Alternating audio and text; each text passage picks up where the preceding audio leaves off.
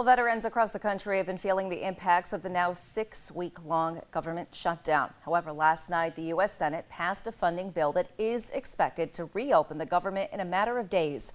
WENY Washington correspondent Brendan Scanlon joins us live tonight to break down what the funding measure means for our nation's heroes. Good evening, Brendan.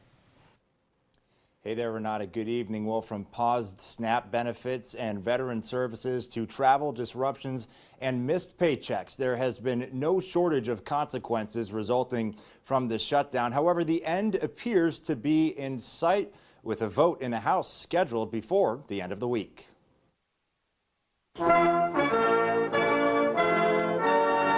President Donald Trump and Vice President J.D. Vance honoring America's veterans Tuesday. Generation after generation, America's warriors have left behind the comforts of home and family to face violence, evil, and death so that our families could know joy, goodness, and peace. The Veterans Day event at Arlington National Cemetery comes hours after the Senate passed a key funding measure that is expected to reopen the government through January 30th and restore veteran services that have been impacted over the course of the 6-week shutdown. We're opening up our country. Should have never been closed. The broader funding package includes 3 full-year appropriations bills that deal with the legislative branch, the Department of Agriculture and Food Stamps, military construction, and Veterans Affairs. For the VA, it would mean full funding for veteran medical care and benefits, investments in counseling and training programs, and the preservation of national military cemeteries and memorials for an entire year. Our troops will get paid for the entire year.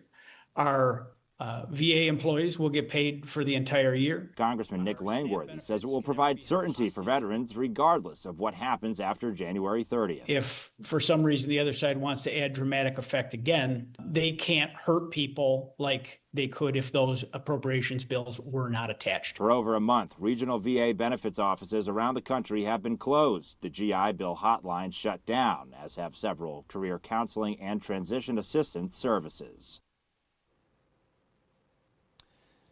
And Renata, the deal reached in the Senate also includes an agreement to reverse many of the federal firings during the shutdown, as well as an agreement to pay federal workers what they were owed during the shutdown. However, notably absent is an extension of those Affordable Care Act tax credits that Democrats were pushing very hard for. Without that extension, Democrats say healthcare costs are expected to skyrocket for millions of Americans. Reporting live on Capitol Hill for WENY News, I'm Brendan Scanlon. Renata, back to you.